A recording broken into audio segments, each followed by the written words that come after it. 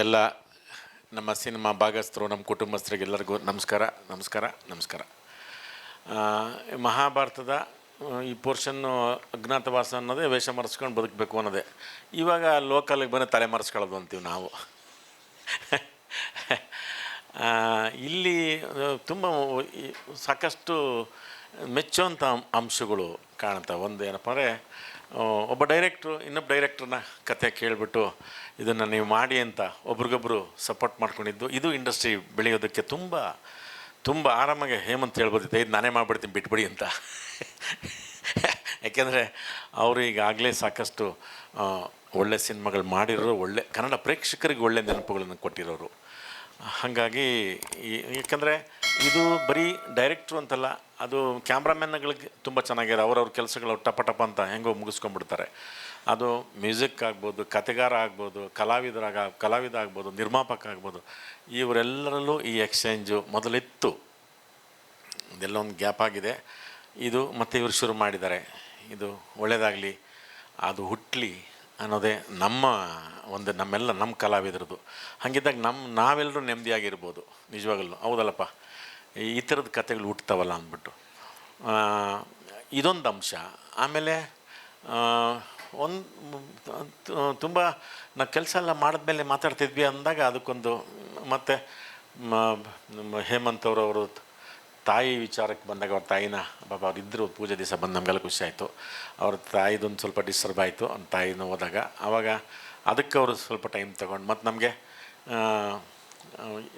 ಅದನ್ನು ಚೇತರಿಸ್ಕೊಂಡು ಮತ್ತೆ ಇದಕ್ಕೆ ಶುರುವಾಗಿ ಕುಂತಾಗ ಬೆಂಗಳೂರು ಕುಮಾರ್ ಅವ್ರು ಬಂದಿರೋದು ನಿಜವಾಗ್ಲೂ ಭಾಳ ಒಂದು ತುಂಬ ಪ್ರೊಫೆಷ್ನಲಾಗಿ ಬಂದಿರೋದು ನಮಗೆ ಭಾಳ ಖುಷಿ ಆಯಿತು ಈ ಸಿನಿಮಾಗೆ. ಅಂದರೆ ಅವರು ನೋಡಿ, ಯಾಕೆಂದರೆ ಅವರು 9 ಭಾಷೆ ಮಾಡೋರು. ಬೆಂಗಳೂರು ಕುಮಾರ್ ಅಂತ ಅಷ್ಟೇ, ತೆಲುಗು ತಮಿಳು ಕನ್ನಡಕ್ಕೂ ಅವ್ರು ಬೆಂಗಳೂರು ಕುಮಾರ್ ಬಂದಿರೋದು, ಅದು ನಮ್ಗೆ ತುಂಬ ಪ್ಲಸ್ ಆಗಿದ್ದು. ಇದು ನಿಜವಾಗ್ಲೂ ಇದು ನಮಗೆ ನಮ್ಮ ಸಿನಿಮಾಗೊಂದು ನಿಜವಾಗ್ಲೂ ಒಂದು ಅಜ್ಞಾತವಾಸಿ ಅಂತ ಧೈರ್ಯ. ಇನ್ನು ಜನಾರ್ದನ್ ಈ ಕತೆ ಹೇಳ್ದಾಗ ಫಸ್ಟು ಜನಾರ್ದನ್ ಹೇಳಿದ ತಕ್ಷಣ ಯಾರು ಜನಾರ್ದನ್ ಈ ಕತೆ ಮಾಡಿತ್ತು ಅಂತಂದರೆ ಅವ್ರ ಗುರುಗಳು ಅಂತ. ಒಂದು ಸ್ವಲ್ಪ ಸೈಲೆನ್ಸು. ಯಾವ ಪಾತ್ರ ಕೇಳಿದ್ರೂ ಇದ್ಯಾರು ಮಾಡ್ತಾರೆ, ಅದ್ಯಾರು ಮಾಡ್ತಾರೆ ಇಂತಿಂಥವ್ರು ಮಾಡ್ತಾರೆ ಅಂದರೆ ಎಲ್ಲ ಪಾತ್ರಗಳ ಬಗ್ಗೆನೂ ಹೊಟ್ಟೆ ಕಿಚ್ಚಾಗಂಗಿದೆ. ಶರತ್ ಒಂಥರ ಡಬಲ್ ಹೊಟ್ಟೆ ಕಿಚ್ಚಾಗತ್ತೆ. ಇವರು ಜ್ಯೋತಿಷಿಗಳು, ಇಡೀ ಈ ಸಿನಿಮಾಗೆ ಜ್ಯೋತಿಷಿಗಳು ಇವರೇ. ಸುಮ್ಮನೆ ಸೈಲೆಂಟಾಗಿ ಕೂತಾರೆ ನೋಡಿ ಇವರು, ರವಿಶಂಕರ್ ಗೌಡರು ಅವರೇ ನಿಜವಾದ ಜ್ಯೋತಿಷಿಗಳು ಈ ಸಿನಿಮಾಗೆ. ಬೂಸ್ರೇ ಬಿಡಲ್ಲ. ಹೇಮಂತ್ ಅವಾಗಲೇ ಸೈಡಿಗೆ ಕರ್ಕೊಂಡು ಹೇಳಿದ್ರು, ಇದು ಮರ್ಡರ್ ಮಿಸ್ಟರಿ ಸಿನಿಮಾ, ಜಾಸ್ತಿ ಕತೆ ಬಗ್ಗೆ ಬಿಟ್ಕೊಡ್ಬೇಡಿ, ಇಲ್ಲಾಂದ್ರೆ ನೀವು ಮರ್ಡರ್ ಆಗ್ತೀರಾ ಅಂತ. ಸೊ ಹಾಗಾಗಿ ಸೈಲೆಂಟಾಗಿ ಕೂತಿದ್ದೀನಿ. ಆ ಥರದ್ದು ಯಾರ ಪಾತ್ರಗಳು ಕೇಳಿದ್ರು, ಪಾವನ ಅವ್ರದ್ದಾಗ್ಬೋದು, ಸಿದ್ದುದಾಗ್ಬೋದು, ಈ ಎಲ್ಲ ಕ್ಯಾರೆಕ್ಟರ್ ಬರೆದಾಗ ಇವ್ರ್ಯಾರು ಮಾಡ್ತಾರೆ ಅವ್ರ್ಯಾರು ಮಾಡ್ತಾರೆ ಈ ಥರದ್ದು. ಆಮೇಲೆ ಒಂದು ಸಣ್ಣದಾಗಿ ಹೌದಲ್ಲಪ್ಪ, ಮುಂದೆ ಈ ಕೊಲೆ ಇದು ನಮಗೆ ಕೆಲವು ಕೊಲೆಗಳು ನಿಮಗೆ ಮೆಂಟಲಿನೂ ಆಗುತ್ತೆ, ಫಿಸಿಕಲಿ ಆಗುತ್ತೆ. ಈ ಅದೇ ನಮ್ಗೆ ಹೇಳಿದ್ವಲ್ಲ ತಲೆಮರೆಸ್ಕೊಳ್ಳೋದು ಅಂತ, ಒಳಗೆ ತಳದೊಳಗೆ ನನ್ನೊಳಗೆ ಈ ಥರದ ಕೊಲೆ ಆದಾಗ ಏನು ಮಾಡೋಣ, ಯಾರಿಗೆ ಹೇಳೋಣ? ಈ ಥರದ್ದೇನೋ ಒಂದು ಮಾಡಿ ಮೊಸರು ಮಜ್ಜಿಗೆ ಮಿಕ್ಸಿಲ ಕರೆದು ರುಬ್ಬಿಬಿಟ್ಟವ್ರು ಇದನ್ನು. ಹೆಂಗೆ ತಪ್ಪಿಸ್ಕೊಳಕ್ಕಾಗಲ್ಲ. ಆಮೇಲೆ ಎಲ್ಲೆಲ್ಲೂ ಆ ಥರದ್ದು ಇದಕ್ಕೆ ಸಪೋರ್ಟಿವ್ ಆಗಿ ತುಂಬ ಅದ್ಭುತ. ಚಿಕ್ಕಮಂಗ್ಳೂರಿನ ಯಾವ್ಯಾವೋ ಮನೆಗಳು ಅಲ್ಲಿ, ಅವು ಸುಮಾರು ಅವೆಲ್ಲ 500-600 ವರ್ಷದ ಹಳೆಯ ಮನೆಗಳು, ಒಂದೊಂದು ಕಿಲೋಮೀಟ್ರ್ ಮನೆಗಳು. 9 ವೆಂಕಟರಮಣ ಸ್ವಾಮಿ ಥರದ್ದು 9 ಮಗಳು. ನಮ್ಮ ಇವ್ರು ಸಿನಿಮಾಗೆ ಮಾಡಿದ್ವಿ ನನಗೆ. ಒಂದು ಬಾಗಿಲು ತೆಗೆದು ಇದು ಆಚಾರ ಕುಂತ್ಕೊಳ್ಳೋಕ್ಕೆ, ಇದು ಉಣ್ಣಕ್ಕೆ, ಇದು ಮಲ್ಕೊಳ್ಳೋಕ್ಕೆ, ಇದು ಮತ್ತು ಒಳಗೆ ಅವೆಲ್ಲ ಬಾಗ್ಲಕ್ಕಲ್ಲ ಅಡುಗೆ ಮಾಡ್ಕೊಂಡು ಅಲ್ಲೂ ಇರ್ಬೋದು ಅಂತ. ಹೀಗೆ ಲೈನ್ಗೆ ಒಂದು ದೊಡ್ಡ 9-10 ದ್ವಾರಗಳಿರೋ ಆ ಮನೆ.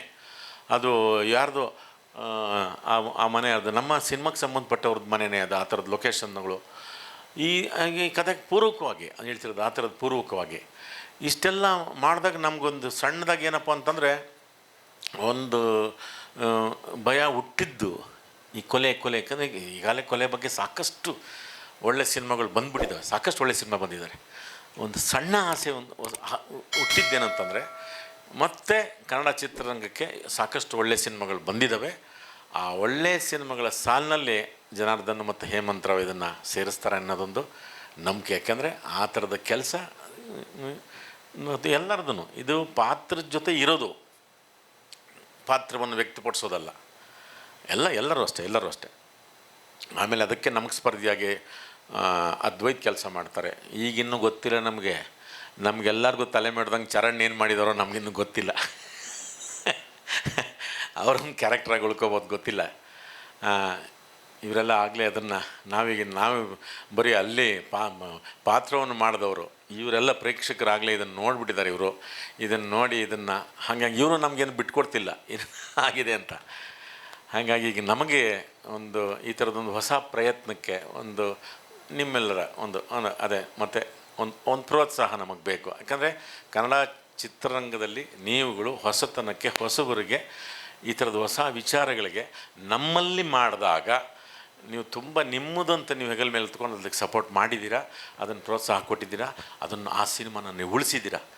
ಇದಕ್ಕೆ ಈ ಅಜ್ಞಾತವಾಸಿ ಸಿನಿಮಾಗೆ ನೀವೆಲ್ಲರೂ ಮನದುಂಬಿ ಸ್ವಇಚ್ಛೆಯಿಂದ ಮಾಡ್ತೀರಾ, ಮಾಡಿ ಅಂತ ನಿಮಗೆ ಮನದುಂಬಿ ಪ್ರೀತಿಯಿಂದ ನಾವು ಕೇಳ್ಕೊಳ್ತಾ ಇದ್ದೀವಿ. ಲೇಟೆಸ್ಟ್ ಹಾಗೂ ಇಂಟ್ರೆಸ್ಟಿಂಗ್ ಸುದ್ದಿಗಳಿಗಾಗಿ ಬಾಸ್ ಟಿವಿ ಕನ್ನಡ ಚಾನೆಲ್ನ ಸಬ್ಸ್ಕ್ರೈಬ್ ಮಾಡಿ. ಹಾಗೆಯೇ ಬೆಲ್ ಐಕಾನ್ ಪ್ರೆಸ್ ಮಾಡಿ. ಇದರ ಜೊತೆಗೆ ಫೇಸ್ಬುಕ್, ಇನ್ಸ್ಟಾಗ್ರಾಮ್, ಎಕ್ಸ್ನಲ್ಲೂ ಮಿಸ್ ಮಾಡದೆ ಫಾಲೋ ಮಾಡಿ.